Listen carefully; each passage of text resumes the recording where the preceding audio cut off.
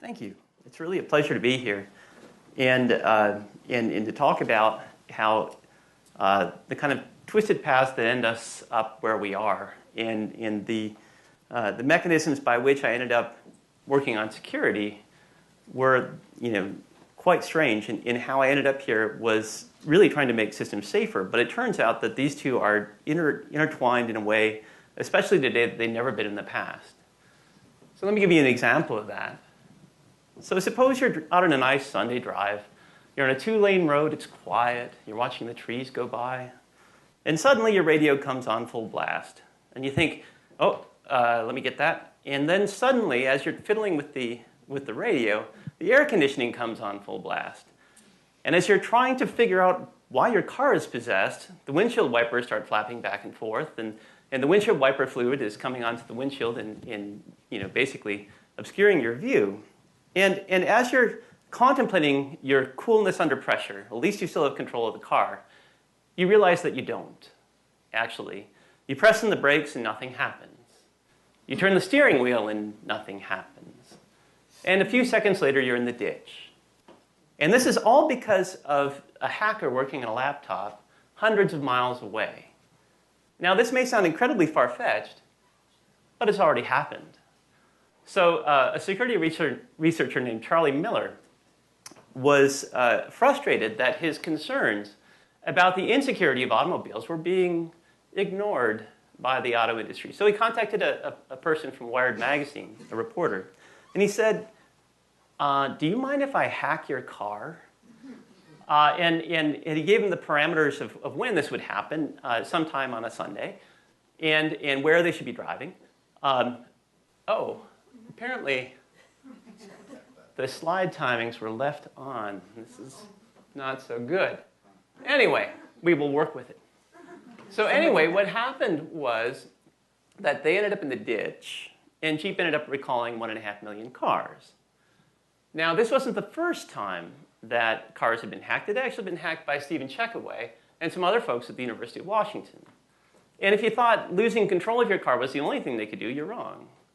They can also remotely surveil your car, meaning that a lot of cars have microphones in them now, and you can actually listen into conversations. You can also use GPS to see where you are, and you can steal a car by hacking it remotely.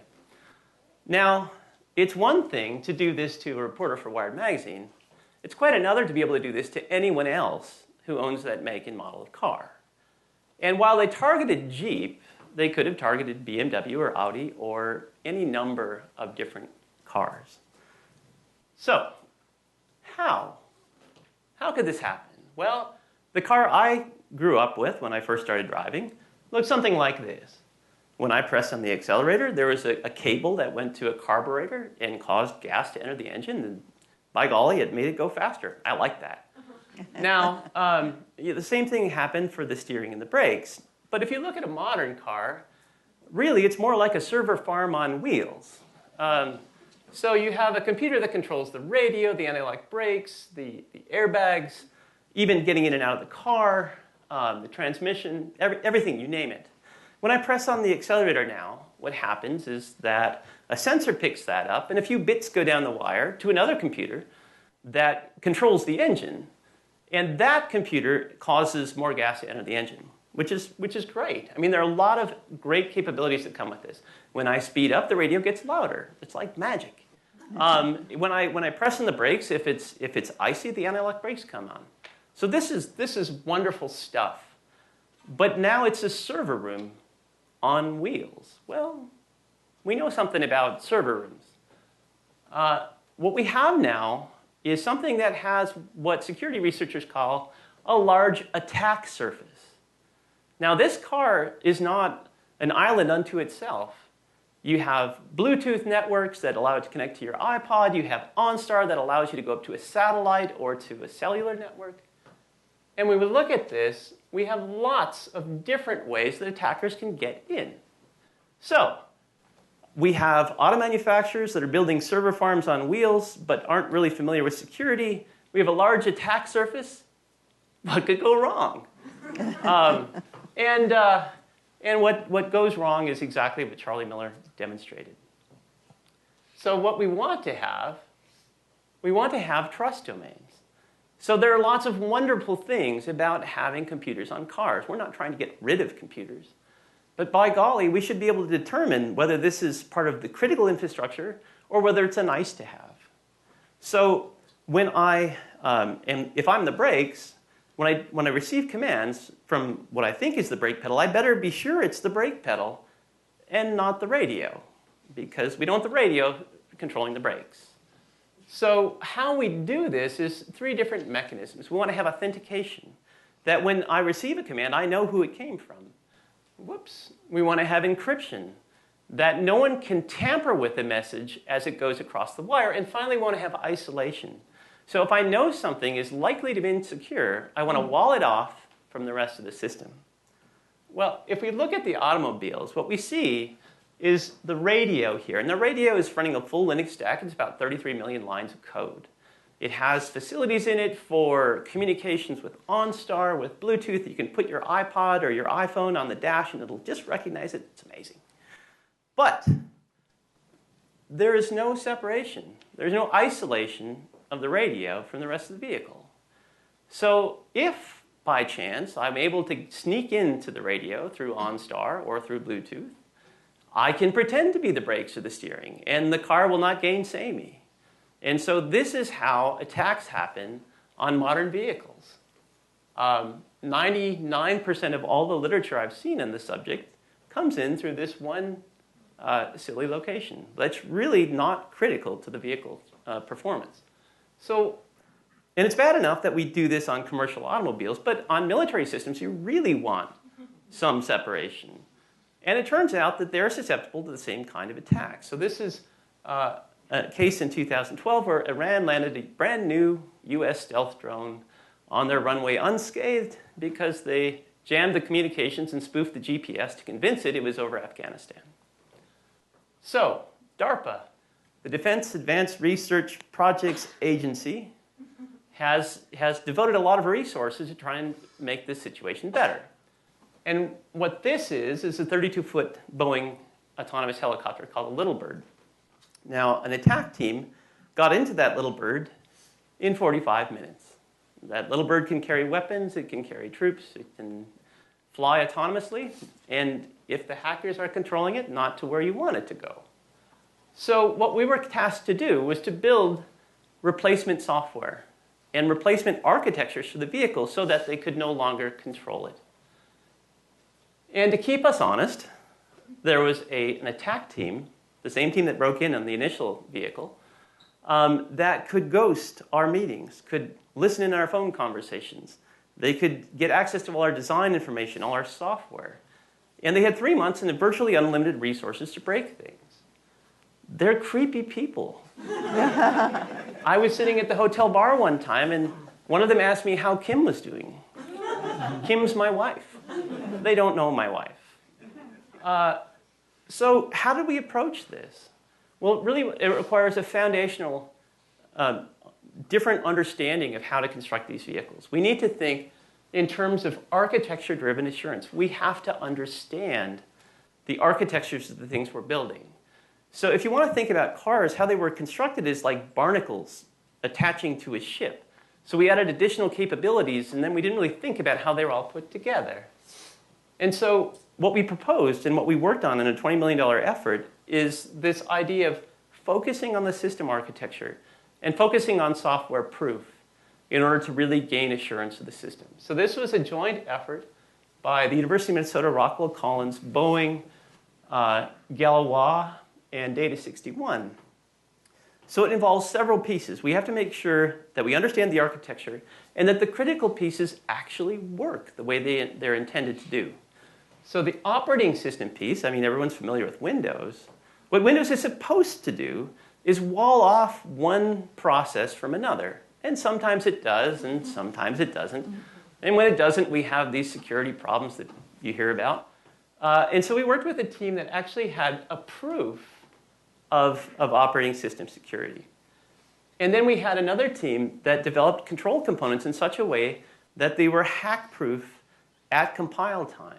So if they would compile, meaning if there was a piece of software you could deploy, then the most common kinds of attacks couldn't occur in them. So let me show you what the architecture was. So this is looking at the Little Bird. So our Little Bird radio equivalent is actually the vision system, where you can track targets on the ground, and you can choose that to set the flight path. And that is running a Linux stack with 30 million lines of code and a bunch of third-party software. And it's not actually critical to the flight control that this works. So if you can't surveil a target, that's bad, but you can still fly home. And so we wanted to wall that off from the rest of the system, and so we built some very high security components that just looked at the communications between this VM containing the camera software and the rest of the critical software. If you think of it analogously, and we did the same thing with cars later on, we jacked up the radio software and put something underneath that says, I don't care what the radio does, but if it ever sends a message that says it's not the radio, then you want to reject it. So this is what we did. But even given that we've architected the system correctly, software testing is hard. It's like banging your head against a wall. And what's worse is it's inherently hard. So the problem with software testing is that unlike most engineering disciplines where you have some continuity to help you with testing, you don't have that with software. So in most systems, you're building a bridge. And you know kind of where the loads are, and you can test it at an upper load and a lower load, and you can kind of infer a lot of times what the behavior is going to be inside. Well, software is more like a Seurat painting. It's this pointillist kind of system where almost all over the place you have discontinuities. And so the testing results you have at one point make no difference at all to the behavior that you have at a different point. It's almost an analogy. It's a rough analogy. Imagine you're building a bridge. Thank you. And you want to test the load, so you put some grad students on it because they're light and you can get new ones. And it holds up. And then you put 20 dump trucks on the bridge and everything looks good. And then 2 Thursdays from now, a yellow Volkswagen drives down and the whole thing collapses. It's that there are these discontinuities in where the behaviors lie that make it very difficult to test. So if we think of software as being a cloud, we make bugs, we make mistakes at different points. And when we run tests, there are these little points, 1,000 points of light. Well, you can run 1,000,000 points of light, doesn't matter. Because even small software systems have trillions and trillions of possible states. So you need to step back. I mean, software testing is good, and we do it rigorously. But we really need something stronger. And so what we've been working on for the last 20 years, actually, at the University of Minnesota and places like Honeywell and Rockwell Collins, is the application of formal methods of proof to software. So software is no different than any other piece of math. It has a lot more cases, usually. But you can apply the same proof techniques that you would do in any mathematics course on software, because ultimately it is a formal object. So in our approach, we had proofs of memory safety. These are the ways that people usually sneak in for the critical control components. We had proofs of partitioning, meaning that the operating system always does what it's supposed to. And the part that the University of Minnesota focused on was the system architectural proofs. So given that you have these proofs of software components and the operating system, how can you scale that to say something reasonable about the entire system? So I'm going to give you a total toy that has nothing to do with security at all. But for you math geeks out there, you might like it. So the interesting thing, this is kind of an example of what compositional verification is. At each level of the system, you make certain assumptions about the inputs to that level. And then you want to prove certain guarantees about the outputs at that level. And in between, you have subcomponents that implement different pieces. And they have their own assumptions and guarantees. So in this particular system, we have an assumption that the input is less than 10. And the question is the output less than 50? And it turns out that you can prove this sometimes. So if you assume that the types you're dealing with are integers, then this is actually provable given these facts about the subcomponents. But if you're dealing with real numbers, it's in fact falsifiable. So having tools that allow you to do this compositional verification in a sound and scalable way is absolutely critical. And that's the work that we've been up to. So just to make this more relevant to security, imagine that this is an encryption piece. This is a routing piece that determines where the data goes within the automobile. And this is the actual controller that controls your brakes. So you'd want all of these three things to be working in tandem in such a way that you had confidence about only trusted commands can cause the brakes to work. So here's just a little bit of what it actually looks like. This is more of an eye chart. If you can read this, good. You don't need glasses yet. But it's a little example of the cruise controller where you talk about expectations in terms of inputs. You expect the speed to be greater than 0 and less than 150 miles an hour. This is not a Formula One car. And then we have some guarantees about how the cruise control is going to work. Now imagine this at scale. So when we did this work on a medical device, or when we did this on the DARPA project, we were looking at hundreds of requirements in giant contracts. And the proofs ran for hours, but this is actually a big improvement over not running at all. And it wouldn't matter if at the end of the day we could just do the proofs. So what's the impact?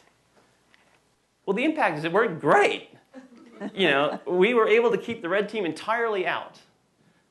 They had access to all of our information. They had 3 months and essentially a team of 6 people who had world-class experience, and they were not able to get in. This was entirely unexpected. DARPA thought that perhaps we could keep the red team out for a week or 2, and that would be a success. But it was entirely on a different scale. And the good news is that math still works. And when you apply a proof to software, it works just as well as it does for materials or anything else. And we had 3 phases, and in each phase we secured more of the vehicle. And by the end of the phase, we had most of the vehicle secured. And for those surfaces, no vulnerabilities were found. So this was a big deal. And being an academic, I try and turn in my homework twice or 3 times, or as many as I can get away with. And so the tools are now used in my graduate software engineering class. Thank you. Some people in the audience were using earlier versions of the tools. It didn't work so well. So thank you for helping be guinea pigs. We've used this on medical devices. We're trying to work with the medical community here in town to apply this at more scale. We've applied this on the helicopter, on smaller helicopters. The ground team, which was separate from us, ended up using our tools because they worked. And we've also applied this to the 787 and business and regional jets and other things. We had a story on 60 Minutes. That was exciting. And the big thing was in 2015, Ash Carter, then the Secretary of Defense, we got him to say formal methods. So that's a big step. Because normally they don't want to hear anything about that. So I think there's a bright future of this kind of technology, and it's a good thing because software is now in charge of things that can kill you in lots of different ways. And that critical software is being networked in ways that it never was before. So now we're not talking about single vehicles, we're talking about autonomous vehicles or fleets of autonomous vehicles where they might coordinate how the traffic lights work. Well, what could go wrong there? There was a gentleman who came and talked at our meeting in 2015, and we said, well, what's your security story? And they said, well, we're still working on it. I said, yeah, okay, well, I'm not buying one of those. Anyway, the brunt of the work was obviously not done by me, but it was done by this group up here at Boeing and Rockwell Collins and Data 61 and other people, and my very talented graduate students in the Crisis Lab, and Mats Heimdall, who's the department head, computer science there. There's a lot more information on this. It's, I think, fascinating, and we have videos and other things that demonstrate the attacks and the defenses against them if you want to go out here. But thank you very much for your time and attention.